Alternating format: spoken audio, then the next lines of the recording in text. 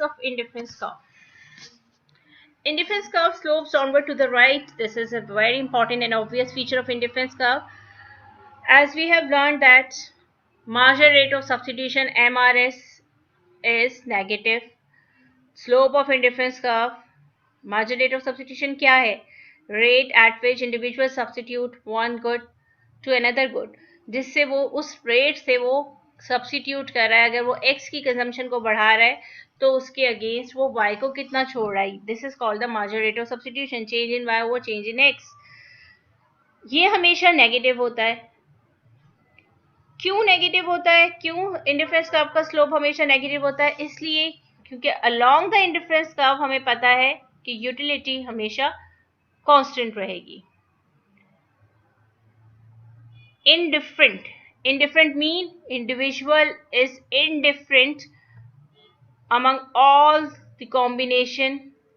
जितने combinations हैं belongs to I1, जो indifference कर्व 1 से belong कर रहे हैं, और those combinations gives individual same level of satisfaction. जितने आपके along the curve एक आईसी के ऊपर कॉम्बिनेशंस होते हैं एक्स और वाई के, हर पॉइंट पे इंडिविजुअल कुछ कंजम्पशन एक्स की ले रहा है, कुछ वाई की ले रहा है. इस पे भी कुछ यूनिट एक्स के कंज्यूम कर रहा है, कुछ वाई के यूनिट कंज्यूम कर रहा है, कुछ एक्स के यूनिट है, कुछ वाई के यूनिट है.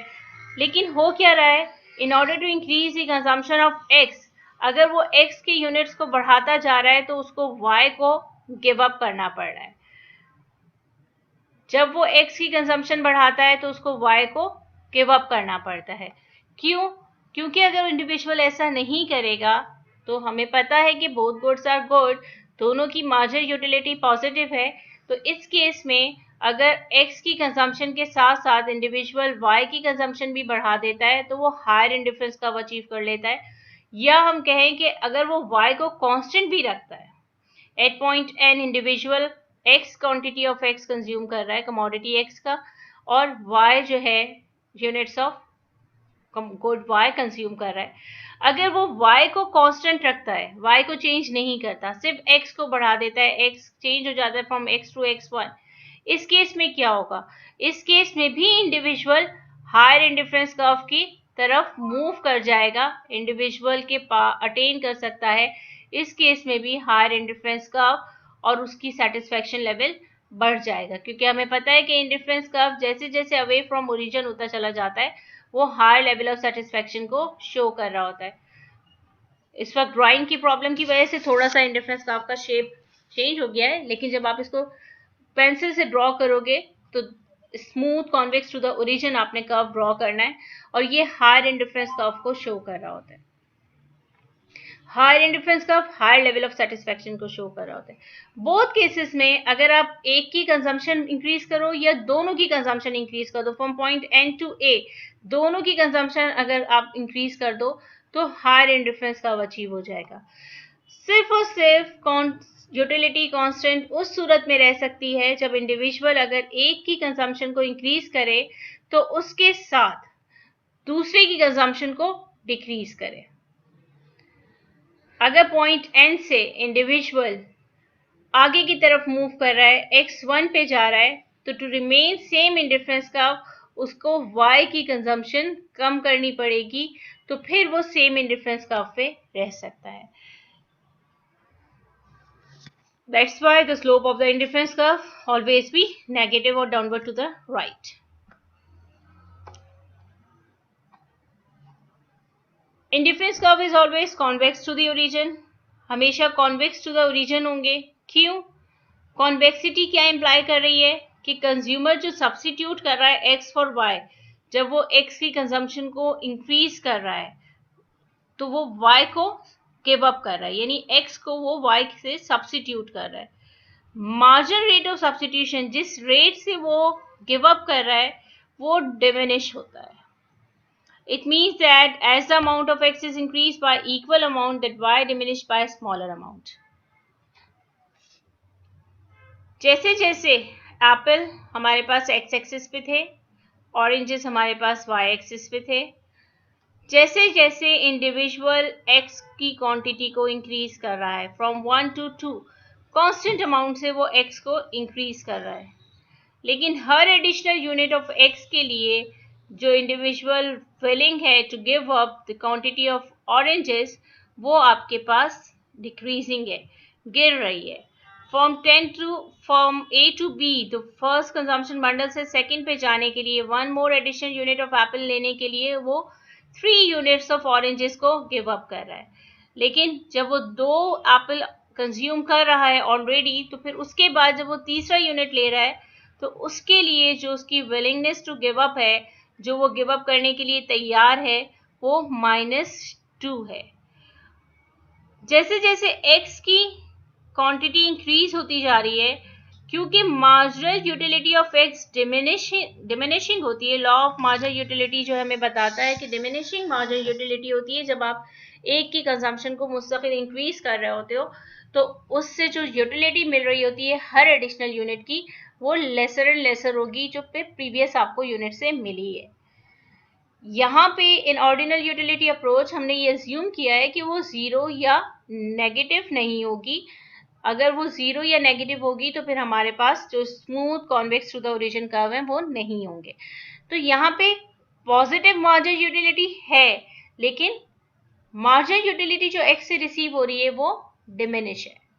पॉजिटिव रहेगी लेकिन कम होती चली जाएगी। अगर पहला यूनिट आपको 20 मार्जिनल यूटिलिटी दे रहा है, तो दूसरा यूनिट हो सकता है 18 दे, तीसरा यूनिट उसका हो सकता है 14 दे, लेकिन वो नेगेटिव या जीरो में नहीं जाएगी।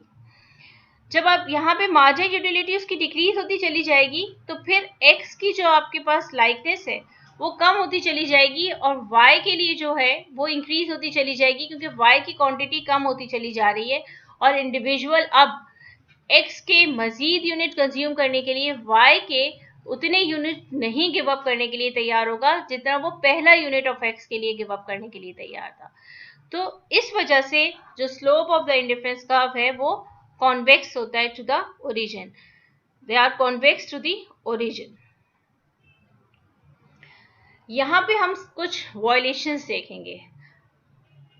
जैसे अभी हमने डिस्कस किया कि प्रॉपर जो आपके पास जब तमाम अजम्पशन आपकी मीट कर रही होती हैं, तो उस वक्त जो इंडिफरेंस कर्व का शेप आ रहा होता है वो smooth negatively slope convex to the origin indifference curve होते हैं। I am saying this is an also an indifference curve, ये भी इंडिफरेंस कर्व है, लेकिन ना तो ये नेगेटिवली स्लोप है, ना ही ये कॉन्वेक्स टू द ओरिजिन है। क्यों ऐसा क्यों हो रहा है? This curve is parallel to the X axis but individual is indifferent. Indifferent curve कहने का मतलब क्या है? इट मीन्स के जो ये डिफरेंट कॉम्बिनेशन है A, B, C, D, individual is indifferent among all these combination of two goods x and y। Individual in जो जितने कॉम्बिनेशंस हैं x और y के, इन तमाम कॉम्बिनेशंस के दरमियान इनडिफरेंट है, जबकि x की क्वांटिटी जो है वो हर कंजम्पशन बंडल में जब चेंज हो रहा है तो वो इंक्रीज होती चली जा रही है। कंजम्पशन बंडल B में x की क्वांटिटी ज्यादा है, कंजम्पशन बंडल A से, C में B से भी ज्यादा है, और D में C से भी ज्यादा है, जबकि y की क्वांटिटी भी डिक्रीज नहीं हो रही। यहाँ पे ऐसा भी नहीं है कि y डिक्रीज हो रहा हो, तो फिर जब x इंक्रीज हो रहा है और y डिक्रीज भी नहीं हो रहा, लेकिन हम कह रहे हैं कि individual is remain at the same indifference curve change नहीं हो रहा, यानी अलोंग द कर्व यूटिलिटी जो है वो उसकी कांस्टेंट है, इन तमाम पॉइंट से उसको सेम लेवल ऑफ सेटिस्फेक्शन मिल रही है। How is it possible? इसका मतलब ये है कि जो यहाँ पे हम मेजर कर रहे हैं कमोडिटी x, इस कमोडिटी की मार्जिनल यूटिलिटी जीरो है। ये तभी मुमकिन है कि आपकी यूटिलिटी में चेंज ना आए जब मार्जिनल यूटिलिटी जीरो हो। तो x यहाँ पे मार्जिनल यूटिलिटी ऑफ x जो है वो जीरो है। It means x is a neutral commodity.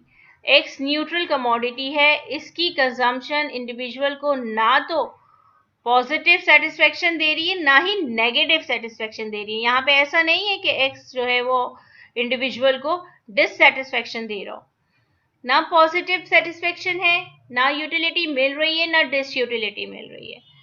उसकी मार्जिनल यूटिलिटी जीरो है, मींस के x is a neutral commodity, और अगर मैं अजम्पशन की टर्म में बात करूं तो यहाँ पे मोनोटोनिसिटी की असम्पशन वायलेट हो रही है, जो कि कहती है कि मोर is always better than less. हमेशा जब ज्यादा मिल रहा होता है तो वो ज्यादा बेहतर है कम से, और वो तभी मुमकिन है जब मार्जिनल यूटिलिटी पॉजिटिव हो।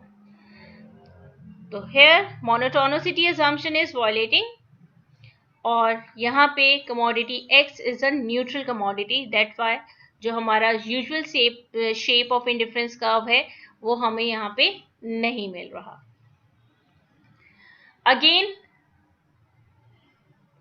बिल्कुल रिवर्स कंडीशन हो गई, वहां पे X हमारे पास न्यूट्रल कमोडिटी थी, यहाँ पे Y हमारे पास न्यूट्रल कमोडिटी है, क्योंकि इंडिविजुअल कंज्यूमर Y की कंजम्पशन को इंक्रीज कर रहा है, लेकिन उसका सेटिस्फेक्शन या यूटिलिटी लेवल या इंडिफरेंस कर्व मूव नहीं कर रहा, वो हायर इंडिफरेंस कर्व की तरफ मूव नहीं कर रहा। इसका मतलब क्या हुआ कि यहाँ पे Y is a neutral commodity, जो Y की कंजम्पशन से मार्जिनल यूटिलिटी उसको मिल रही है वो जीरो है। हाँ, अगर X आपकी यहाँ पे नॉर्मल गुड है, X इज अ गुड, अगर मैं X की कंजम्पशन यहाँ पे इंक्रीज कर दें तो इंडिविजुअल हायर इंडिफरेंस कर्व की तरफ मूव कर जाएगा, कीपिंग Y कांस्टेंट। Y को उतना ही रखूं, लेकिन अगर मैं X को बढ़ाती हूं, इंक्रीज करती हूं, इसका मतलब है इंडिविजुअल हायर इंडिफरेंस कर्व की तरफ मूव कर जाएगा। यहाँ पे आपके पास X is a good but Y is a neutral commodity, तो आपके पास जो इंडिफरेंस कर्व है वो parallel to the vertical axis है। One more case, indifference curve यहाँ पे हमारे पास जो आ रहा है वो पॉजिटिव स्लोप इंडिफरेंस कर्व है। पॉजिटिव स्लोप इंडिफरेंस कर्व कैसे मुमकिन है? वो सिर्फ उस सूरत में मुमकिन है क्योंकि यहाँ पे हम कह रहे हैं कि दोनों की कंजम्पशन इंडिविजुअल इंक्रीज कर रहा है, एक्स की कंजम्पशन भी इंक्रीज कर रहा है, वाई की कंजम्पशन भी इंक्रीज कर रहा है, लेकिन दोनों की कंजम्पशन इंक्रीज करने के बावजूद जो इंडिफरेंस कर्व है इंडिविजुअल का वो सेम है। Individual remains at the same indifference curve.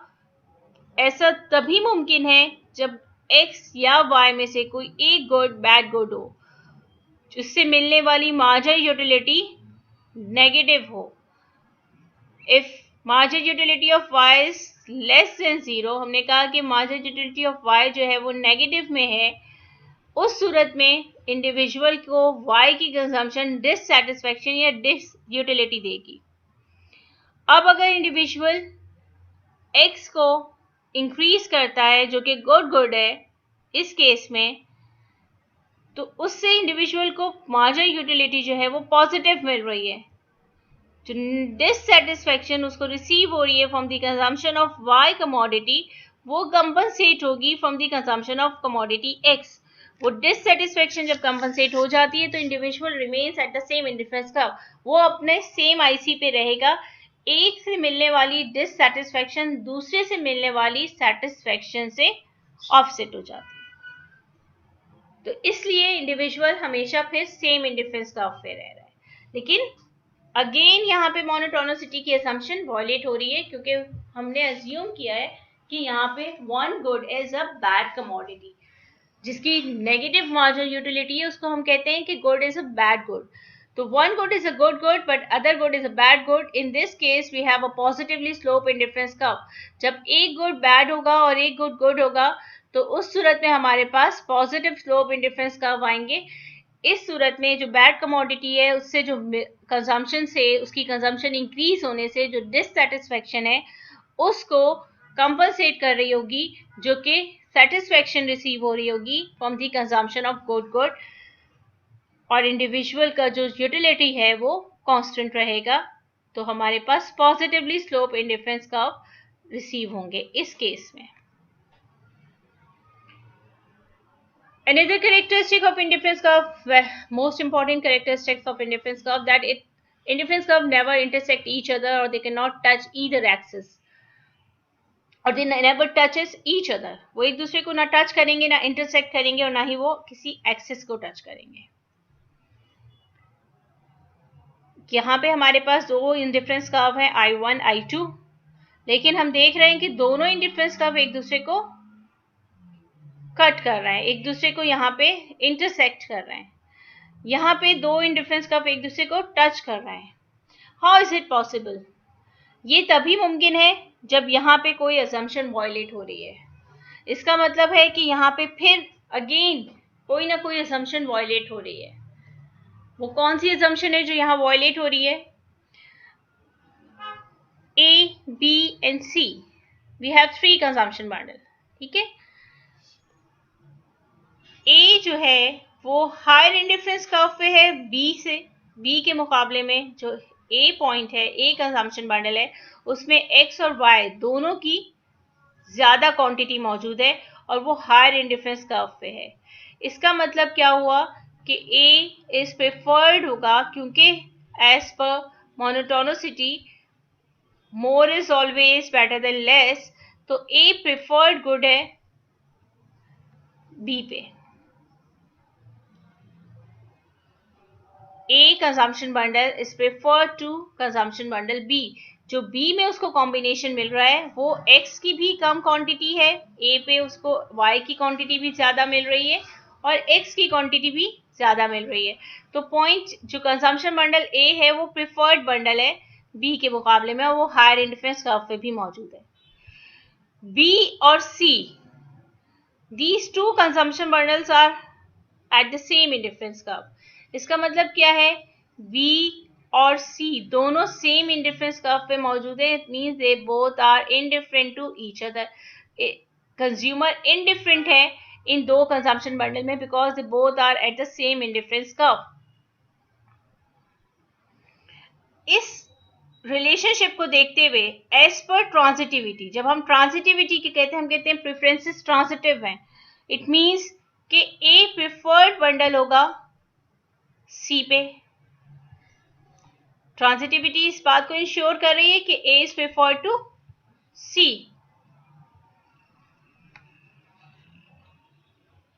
लेकिन अगर अब हम यहां पे देखें तो A and C both are indifferent because they both belongs to the same indifference curve. C point, जो पॉइंट C है वो दो लेवल ऑफ यूटिलिटी को शो कर रहा है, two utility level, two utility satisfaction levels को शो कर रहा है। वो point C belongs to two indifference curve.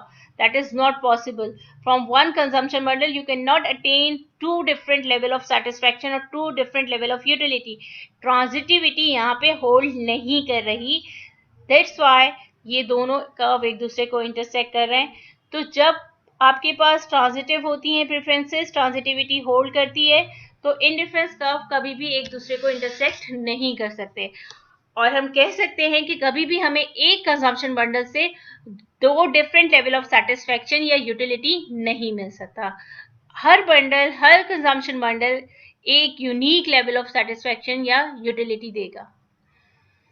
Again here same, A is preferred to B and C are both along the same indifference curve. अब जब ये दोनों same indifference curve पे, इट मींस के A is also preferred to C, लेकिन यहाँ पे वही assumption दोबारा से ट्रांजिटिविटी वायलेट होगी। C again belongs to two indifference curve, that is not possible. एक कंजम्पशन बंडल से दो डिफरेंट लेवल ऑफ सेटिस्फैक्शन या यूटिलिटी आपको नहीं मिल सकती। तो इस केस में अगर दो इंडिफरेंस कर्व एक दूसरे को इंटरसेक्ट या टच कर रहे हैं, इसका मतलब क्या हुआ? ट्रांजिटिविटी जो है आपकी वो वायलेट हो रही है। ट्रांजिटिविटी की असम्पशन यहाँ पे होल्ड नहीं करे।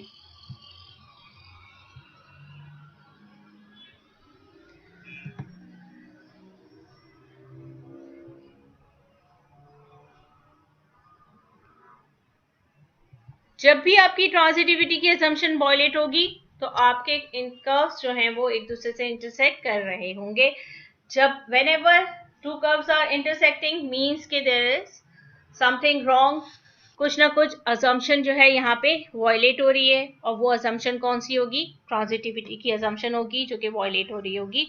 और ट्रांजिटिविटी इंश्योर करती है कि आपका जो एक कंजम्पशन बंडल है वो आपको यूनिक लेवल ऑफ सेटिस्फैक्शन देगा, एक ही यूटिलिटी लेवल या सेटिस्फैक्शन लेवल एक कंजम्पशन बंडल से रिसीव हो सकता है। ऐसा नहीं हो सकता कि एक कंजम्पशन बंडल आपको दो डिफरेंट यूटिलिटी दे सके।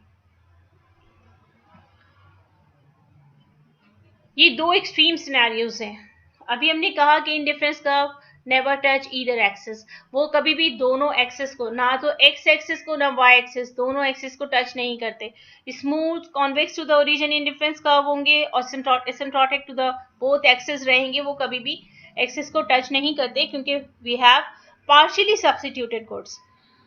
We assume that goods are partially substituted, का परफेक्ट सब्स्टिट्यूट्स नहीं है। ऐसा नहीं है कि एक की कंजम्पशन की जगह में कंप्लीटली रिप्लेस कर दूं दूसरे की कंजम्पशन से। ये सिर्फ उस सूरत में पॉसिबल है जब गुड्स आर परफेक्ट सब्स्टिट्यूट। जब वो परफेक्ट सब्स्टिट्यूट्स होंगे तो फिर हम उनकी कंजम्पशन को जीरो, किसी एक की कंजम्पशन को कर सकते हैं। तो जब भी गुड्स परफेक्ट सब्स्टिट्यूट्स होते हैं आपके पास, तो उस वक्त आपके पास लीनियर कर्व आपको मिलेगा, indifference curve. These all are the shows the indifference curve. और आपके पास इस केस में पॉसिबिलिटी है कि consumer instead of consuming both commodity, कि वो कोई कॉम्बिनेशन में दोनों एक्स और वाई को इस्तेमाल करे, वो रिलेटिवली चीपर कमोडिटी की तरफ जा सकता है और सिर्फ उसी को कंप्लीट, उसकी दूसरे की कंजम्पशन को जीरो करके उसको कंज्यूम कर सकता है।